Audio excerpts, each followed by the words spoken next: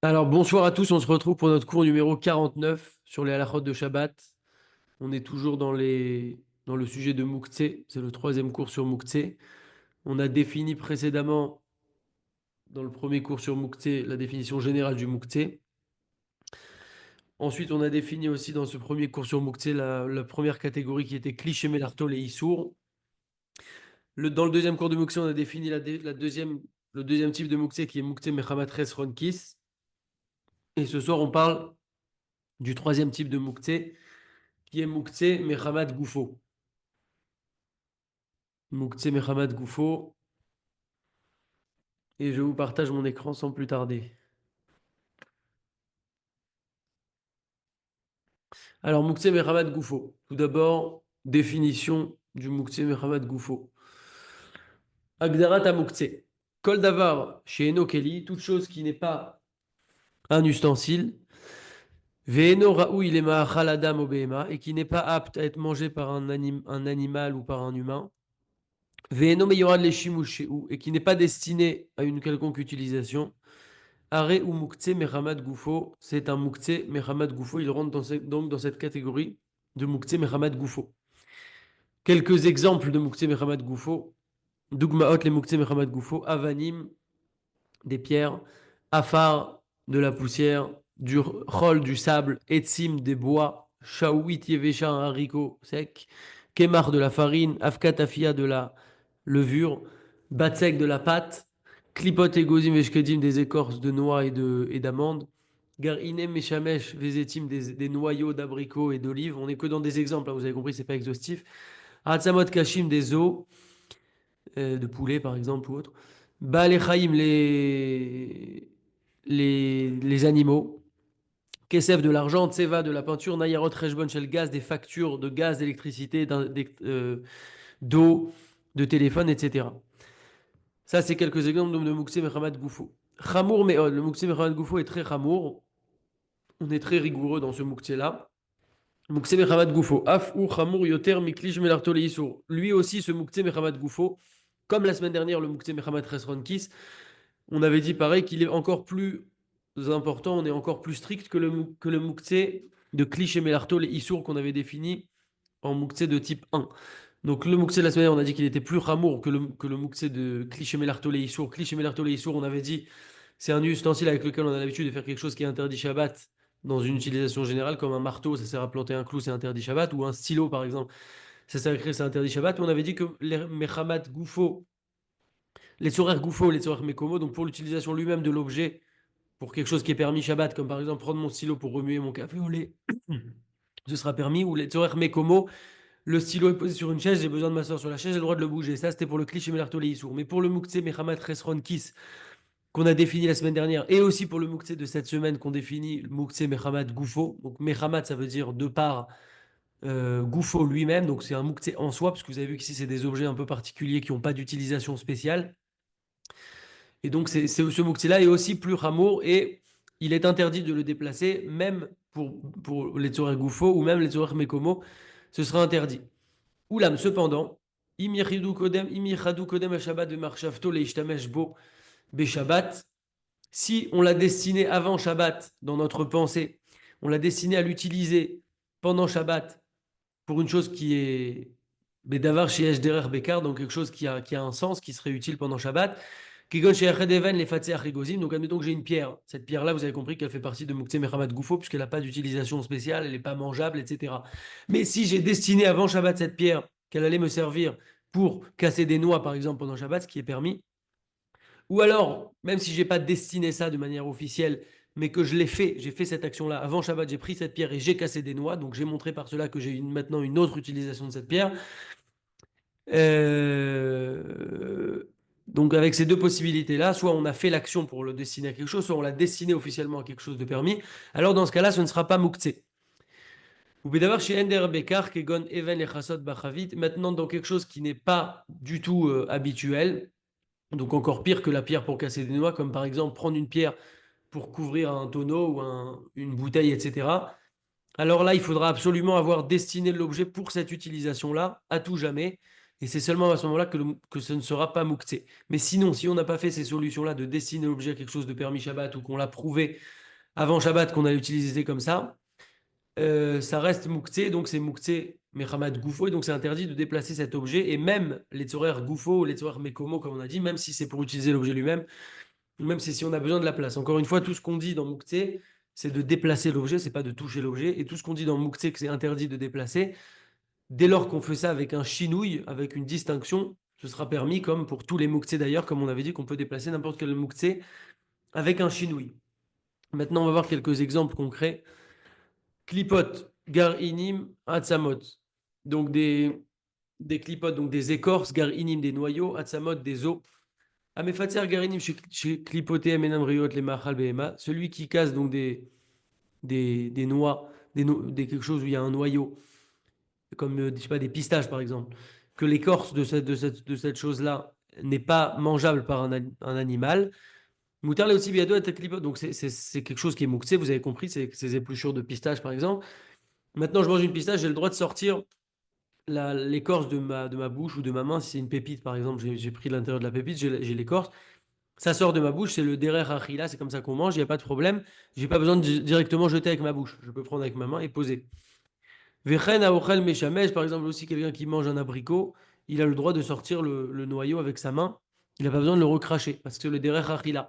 Afimlo nishar alav mais après même s'il reste absolument rien du fruit sur ce noyau. Par contre, maintenant que je l'ai posé avec ma main, ça y est, j'ai le droit de le poser, je l'ai posé.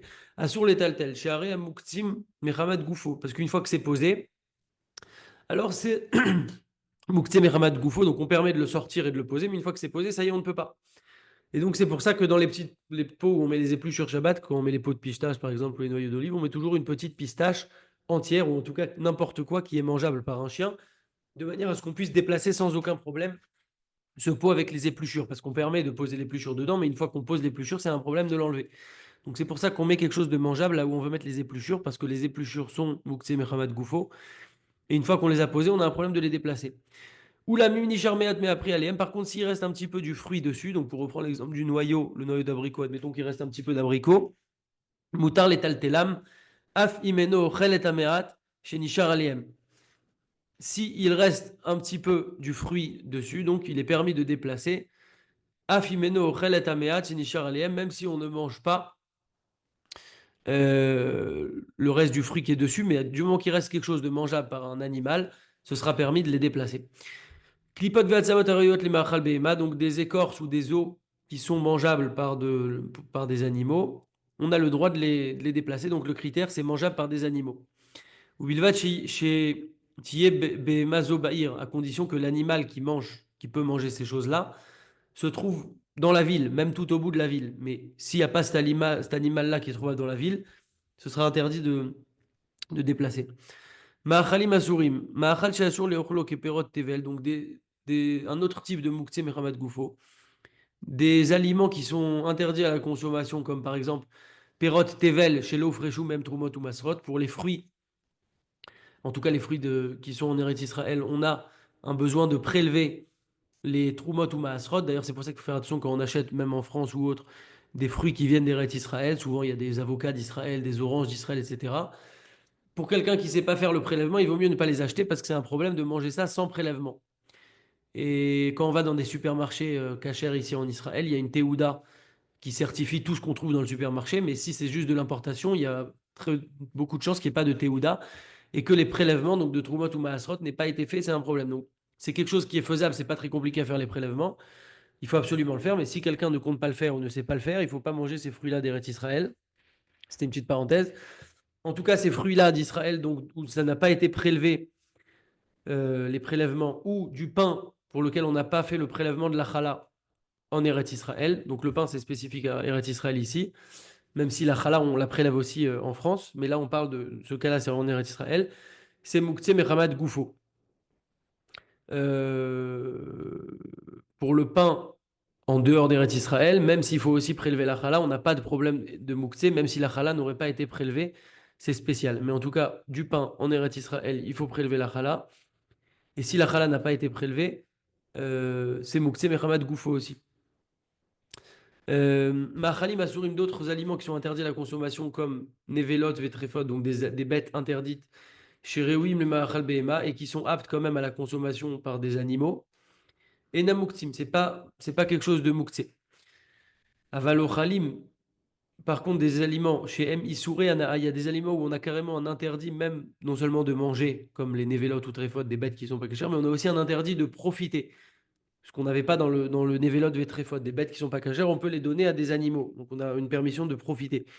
Mais il y a d'autres aliments où on a un interdit carrément aussi de Issour Ana'a, donc d'interdit de profiter, comme les fruits de la Horla, le vin des Goïm. Ça, on n'a même pas le droit d'en profiter, donc de les donner à d'autres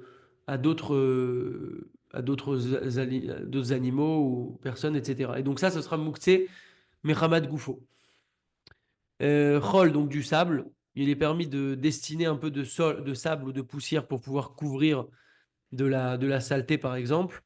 Par contre, il faut pas la mettre, il faut le mettre dans un endroit bien spécifique, ce sable-là. Il faut pas que ça soit partout de manière à ce qu'on va commencer à l'écraser, etc.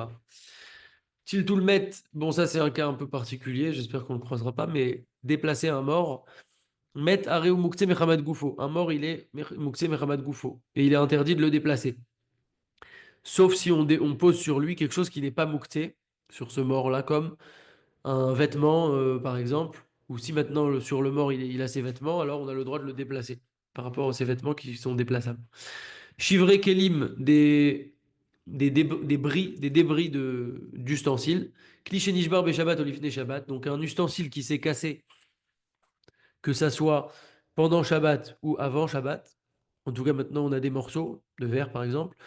Imashmarim Rewim les Shibush Kol Shehu. Si ces morceaux-là de verre sont aptes à une utilisation quelle qu'elle soit, à filou les chassot bakbouk, même pour couvrir par exemple une bouteille. Donc admettons que ce morceau-là, il peut me servir encore à quelque chose, même si c'est pas son utilisation de base, mais il peut me servir encore à quelque chose, alors c'est pas mouktsé. Avali medam reuim les choum chimouche, par contre, si ce n'est pas apte à aucune utilisation, on peut rien en faire, c'est tellement petit, admettons, ça s'est brisé complètement. Aré mouktsé mechamat goufo, c'est mouktsé mechamat goufo. Vélo est tel beyado, et on pourra donc pas les déplacer avec notre main. Pour rappel, à chaque fois qu'on dit qu'on peut déplacer ou pas déplacer, c'est directement avec notre main. Mais on a d'autres façons de déplacer, comme avec un chinouille ou keleachariad, c'est-à-dire indirectement, comme par exemple avec un balai, par exemple, ou avec un chinouille. Donc ces morceaux-là, si on ne peut plus en faire une utilisation, ils sont mouxés Mohamed Goufo. Par contre, on peut quand même les déplacer, soit avec un chinouille, soit avec un balai, puisque avec un balai, c'est une façon indirecte, et donc ça, ce sera permis. Euh,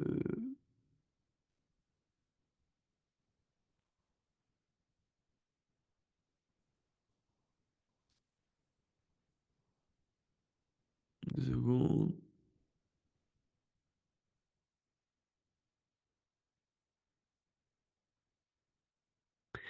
Au passage, il y a une petite remarque ici, c'est que, a priori, quelle est la différence entre des débris d'ustensiles, donc des débris de verre par exemple, où on a dit que s'ils sont utilisables pour une quelconque utilisation, comme par exemple prendre un morceau de verre et couvrir avec une bouteille, on a dit qu'on a le droit de les toucher, de les déplacer. Mais alors, quelle différence avec une simple pierre qui, si elle est utilisable par exemple pour en faire une utilisation quelconque, c'est quelque chose qui est mouxé, la pierre, si on ne l'a pas destinée à cette utilisation-là, spécialement, explicitement. Quelle différence? Alors, les morceaux de verre, initialement, ils avaient le nom de Kelly, parce que ça formait un verre, ça formait une assiette, ce que vous voulez, ça formait déjà un nom de Kelly.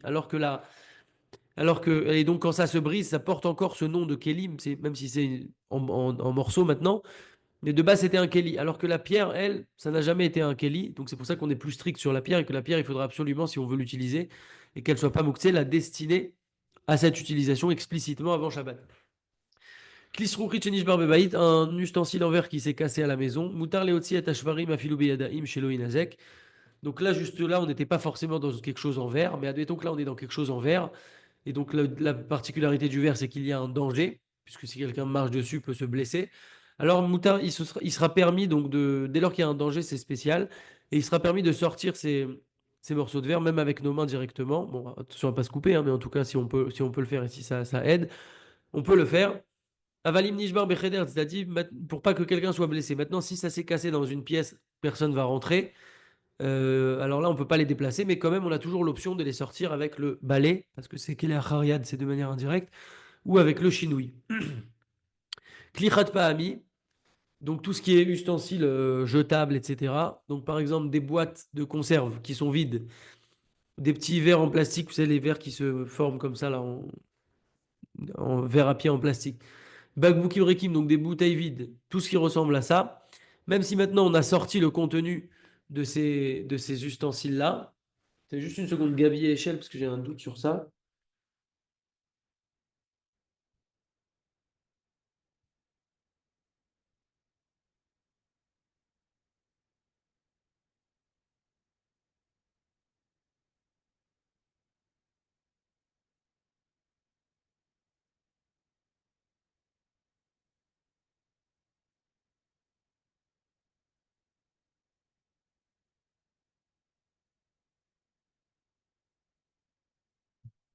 Bon, je sais pas ce que c'est Gabi et échelle. En tout cas, tous ces ustensiles-là, même maintenant qu'ils sont vides, puisqu'ils sont aptes à une utilisation, alors ils sont pas mouktsés. Ma bouteille d'eau, elle est vide, mais je peux remettre de l'eau dedans. Donc c'est pas mouktsé.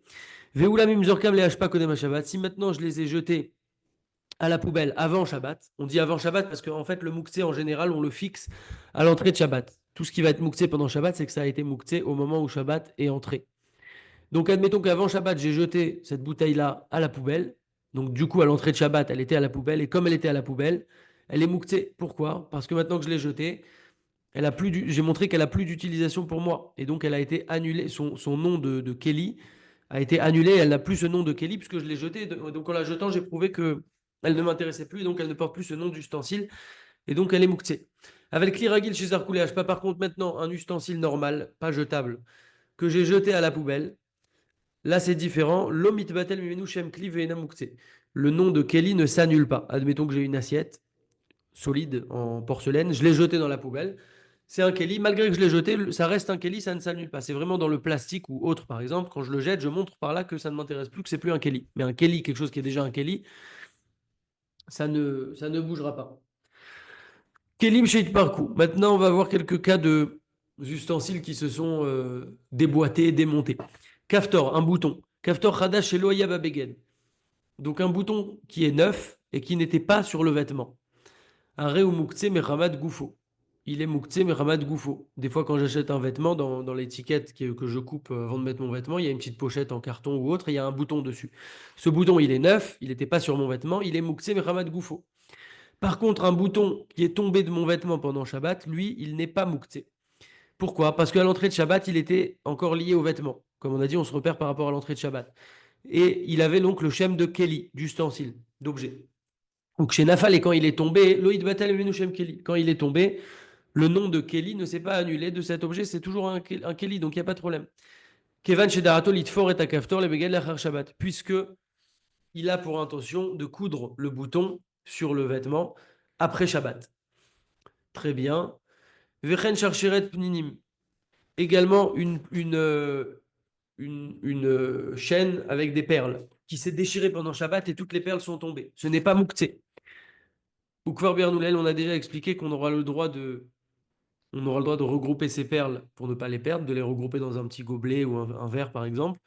Par contre, on ne pourra pas les remettre sur le fil pour en refaire un collier, parce que là, on aura un problème de créer un ustensile, un bijou pendant Shabbat.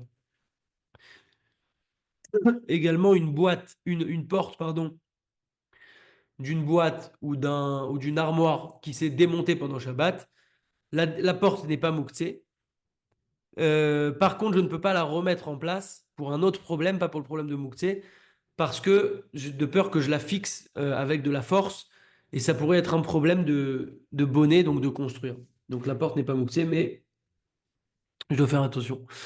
Tiltul Baal Echaim, déplacer des animaux. Baal Echaim Mukti Mehamad Goufa. Donc les animaux, c'est Mukti Mehamad Goufo, pas de discussion dessus. Et il est interdit de les déplacer. C'est pourquoi un coq, par exemple, qui saute sur des ustensiles, Vechochesh et Ishvara, mais on a une peur maintenant qui casse ces ustensiles. J'ai pas le droit de le prendre, le coq, pour le déplacer. Baal Echaim Meyuchadim les Shahashua, des animaux qui sont destinés à l'amusement, on va dire, comme des petits chiens mignons comme ça. Chez Enam Maziki, bon, avoir un chien, tout ça, c'est toute une sougia, c'est tout un autre sujet que je ne connais pas d'ailleurs. Mais on peut pas faire ce qu'on veut, c'est pas évident qu'on peut avoir un chien, donc il faut creuser le sujet. Euh, En tout cas, des chiens qui servent à s'amuser comme ça, qui ne peuvent, qui ne sont pas dangereux, il est interdit de les déplacer. Euh, Et même si, je pourrais dire, même si je les ai destinés à cette utilisation de m'amuser avec eux, puisqu'on avait dit que le Mouktsé Mechamat Goufou, on a le droit de l'utiliser si avant Shabbat, on les a explicitement destinés à une utilisation qu'on pourra faire pendant Shabbat. Mais là, c'est spécial pour les animaux. Ça ne marche pas, cette technique-là de destiner à une utilisation. On a une interdiction tout court d'utiliser les animaux pendant Shabbat. Au fait, motam lanoï, des fois on a des oiseaux qui font des beaux oiseaux, des oiseaux assez chers, qui font des beaux bruits, comme par exemple des perroquets, etc. Ou un poisson dans lequel on a un aquarium dans lequel on a des poissons rouges pour décorer toutes ces choses-là jolies. Également, c'est interdit de les déplacer, c'est mouxé. Euh, Très bien. Là, on a une micro-histoire très rapide avec Rav Ovadia Yosef. Rav Ovadia Yosef, un jour, il était invité chez quelqu'un. Et pendant le Shabbat, donc chez un juif assez honorable, et pendant le Shabbat, euh, il était 3 heures du matin, donc il se levait, Rav Ovadia, pour étudier la Torah, qu'on puisse s'inspirer de lui. Et tout le monde dormait, bien sûr. Et donc lui, il s'est levé pour étudier la Torah. Et il s'assoit tranquillement, et après quelques minutes, il entend, je traduis directement, il entend quelqu'un lui dit Shabbat Shalom. Bon, lui il répond Shabbat Shalom. Mais il regarde même pas parce qu'il était dans son étude. Il répond Shabbat Shalom. Après quelques instants, à nouveau, il entend que la même personne lui dit Shabbat Shalom. Bon, il répond Shabbat Shalom et il continue son limoud. Et à peine il a répondu que 2, 3 minutes après encore Shabbat Shalom. Alors là, il se dit, mais c'est pas possible, qui c'est ça? Qui le dérange pendant son limoud? Et il lève les yeux, il voit un perroquet qui était au coin de la pièce. Et ce perroquet-là, il était habitué à dire Shabbat Shalom. Et là, on dit Marabou Ma'asecha Hachem, quelles sont grandes tes œuvres Hachem, parce que de créer un oiseau qui est capable de répéter une phrase, et en l'occurrence Shabbat Shalom, c'est quand même quelque chose de bien réel et d'extraordinaire surtout. En tout cas, il n'y a pas de problème de ça. Le problème, c'est de le déplacer. Puisque le Mouktsé, encore une fois, tout le problème de Mouktsé, c'est de déplacer le Mouktsé. Tsar Balechaim, dans un cas où il y a une peine, une souffrance pour les animaux, donc par exemple un aquarium avec un poisson rouge, et le soleil il tape dessus. Alors là, on a le droit de déplacer l'aquarium dans un endroit qui est ombragé, parce que on considère grandement la souffrance des animaux. Et également des petits oiseaux, pareil, qui ne peuvent pas manger tout seuls. On va leur permettre de leur donner à manger s'ils n'ont pas de nourriture pendant Shabbat, parce que sinon, ils pourraient en arriver à souffrir ou à mourir. Concernant un aveugle, l'Oalénou, qui ne peut pas aller tout seul, par exemple, à la Sina, et il a un chien dressé, un chien d'aveugle qui permet de le guider, il a le droit de tenir le chien par sa laisse pour qu'il puisse l'amener à son endroit. Et c'est pas considéré comme s'il faisait un chimouche, une utilisation de l'animal, puisqu'il n'est pas en train de le déplacer avec ses mains, mais il est en train le chien est en train juste de le guider. Et en plus, c'est un aveugle, donc c'est pour ça aussi qu'on permet. Euh, Bon, là, on ne va pas rentrer dans les détails, mais il dit il faut informer le Tzibourg qu'il est interdit de faire grandir un chien dangereux, un chien méchant. Bon, un chien gentil, ça peut être aussi un problème dans une maison pour faire des brachot, mais admettons que quelqu'un ait un jardin et qu'il le laisse dehors. Mais en tout cas, un chien méchant, c'était vraiment un problème parce que c'est un. Sauf si c'est dans des cas où il y a un danger ou de voleur, etc., et que le chien il est vraiment là pour défendre. Mais sinon, c'est vraiment un problème de faire grandir un chien, un pitbull ou autre ou quoi que ce soit. Ou même des chiens qui peuvent faire peur aux gens. Des fois, ça peut faire sursauter une femme enceinte, ça peut faire sursauter des gens, ça peut vraiment faire peur, donc c'est dangereux. Et celui qui fait grandir, c'est marqué comme ça dans ma Masechet Shabbat, Kol Amegadel Kelevra, tout celui qui fait grandir un chien méchant, Monea Chesed Mi Beto. Le Chesed est enlevé et diminué de sa maison. Donc on enlève de la bonté de chez lui. Ou Porek Menu Irat Shamaïm, mais il enlève de sur lui la Irat Shamaïm, la crainte du ciel. Achnasat Baalei Chaim Bemkomam, faire rentrer des animaux à leur endroit, parce qu'on a dit qu'on n'a pas le droit de déplacer les animaux. Maintenant, admettons qu'il y ait des animaux qui ne veulent pas rentrer dans leur poulailler, par exemple. On a le droit de les prendre par le cou et de les faire avancer comme ça. Puisque ici, c'est ce qu'on appelle un tiltul mehat, ça veut dire qu'on les touche à peine. Et comme on est dans un comme tzorer, dans un cas de besoin, Alors on permet de diriger un peu comme ça sans vraiment déplacer. Aval lo yolicham beofen sheokrim et raglim minaris. Par contre, on ne peut pas soulever l'animal parce que là, on le porterait complètement. Euh, et dans un cas de poule, par exemple, un poule ou un coq, l'animal est tellement léger qu'à peine si on le prend, bah, il va se lever tout de suite et on va du coup le porter. Donc là, ce sera un problème même de le prendre comme ça par le cou et de le guider. Donc la seule chose qu'on pourra faire dans un cas pareil, c'est de le pousser par l'arrière, mais sans le porter, sans le déplacer. Tarnégolim alimim, donc si on a un poulailler par exemple où il y a des coqs qui sont dangereux, qui mordent, etc., qui mordent les poules, on a le droit de pousser les poules par l'arrière, comme on a dit, pour pas les porter, pour qu'elles puissent sortir de là-bas pour les sauver de ces blessures-là. Maintenant, si on peut pas les pousser, ces poules-là, alors on aura le droit quand même de les sortir ces poules. Si c'est pas possible de les pousser, on aura le droit de les soulever ici parce que, encore une fois, on est dans un cas de tsar ba'alechaim où il peut y avoir une souffrance de l'animal et donc ce sera une exception. Yelad Katan chez Beyado Mouktsé, un petit enfant qui a dans sa main un Mouktsé. Si par exemple un papa, un papa n'a pas le droit de lever son enfant ou de donner la main à son enfant quand l'enfant a dans sa main un Mouktsé qui est important, comme de l'argent ou comme un jeu important, etc. De peur que, Mechacha Shema Ipol Mouktsé, de peur que tombe le Mouktsé de la main de l'enfant et que le père, comme c'est quelque chose d'important, il va avoir le réflexe de le rattraper.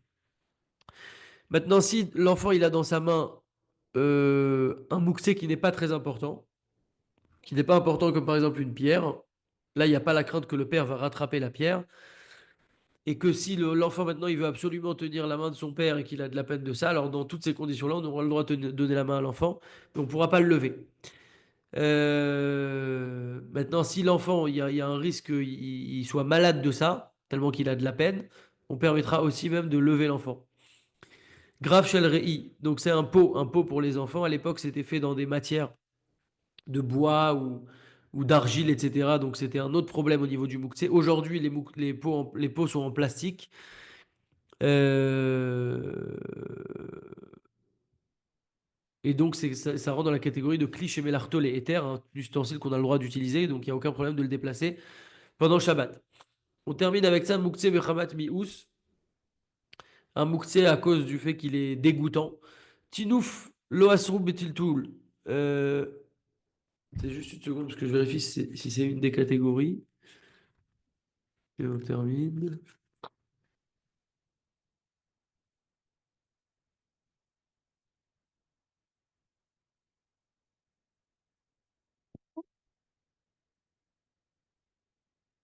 Mouktsé bechamat mi'ous. Donc ça, c'est pas une des catégories, mais c'est un petit point à part.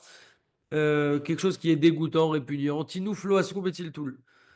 Alkani Itztabro la Shulchan Klima. Donc quelque chose qui est dégoûtant, répugnant, on ne l'a pas interdit, on n'a pas interdit le fait de le déplacer. C'est pourquoi si par exemple sur la table, il y a des écorces de pistaches, d'olives, etc., et qui sont pas aptes à être mangées par un animal, parce que si vous avez compris que si c'est apte à être mangé par un animal ou qui reste un petit peu dessus, bah, il n'y a pas de problème de déplacer comme on l'a dit tout à l'heure. Maintenant, admettons qu'il n'y ait même plus rien à manger dessus et que c'est dégoûtant un peu de s'asseoir comme ça sur la table, alors on a le droit de sortir ces écorces-là avec la main, sans aucun problème. Moukmochen également, une imsa shiretz met au tinou facha acher. Si on trouve un reptile, quelque chose une bête par exemple, un truc mort, un cafard mort par exemple, quelque chose de dégoûtant dans notre maison et que c'est quelque chose qui est répugnant, pareil, on a le droit de l'enlever. Maintenant, si on trouve cette chose répugnante-là dans la rue, là, on n'a pas le droit de le déplacer. On dit à la personne, bah, dépêche-toi et ne regarde pas quoi. Mais à la maison, on aurait le droit. Et s'il y a une crainte que d'autres personnes peuvent se salir si c'est dans la rue, alors on aura le droit, on pourra le couvrir comme ça avec un petit papier. Maintenant, si on a dit que Mouktsé Mechamat Mious Moutar, finalement ce Mouktsé là, Mechamat Mious à cause de quelque chose qui est dégoûtant, bah, si c'est permis, alors pourquoi ça porte quand même le nom de Mouktsé? Eh bien, parce qu'il y a une marloquette dans la Gemara, si c'est quelque chose de Mouktsé, s'il y a cette notion de Mouktsé Mechamat Mious ou alors si c'est pas Mouktsé. Et même si selon l'Al-Kha, c'est permis de déplacer ça, il n'y a pas de problème, ça porte quand même le nom de Mouktsé, puisqu'il y a une marloquette sur ça, mais en tout cas, ce sera permis de déplacer quelque chose de répugnant. On rappelle au passage qu'on n'a pas le droit de tuer de manière générale des animaux, il faut faire très attention, on sait que le Harizal, il faisait attention, je crois, à pas tuer une mouche ou un papillon, je sais plus ce que c'était comme animal. Donc même dans la semaine, de manière générale, parce que c'est une créature vivante, mais Shabbat encore plus, parce que c'est vraiment un interdit en fait de tuer une bête pendant Shabbat. Donc si on trouve un cafard, ben, on n'a pas le droit de le tuer Shabbat. On pourra le mettre dans une pelle, l'enlever, etc. Pareil, faire attention au fait de le jeter dans un Reshut Arabim s'il n'y a pas de hérouve. Tout ça, c'est voilà, des questions importantes. On verra la semaine prochaine, Bezrat Hashem, la notion de kli chez Melartol et Ether, donc un ustensile dont l'utilisation est permise. Et on rappellera, voilà, on a vu jusque-là trois types de Mouktsé, et on verra donc le quatrième type de Mouktsé, Bezrat Hashem. Euh, Qu'est-ce que je voulais dire? Juste une seconde.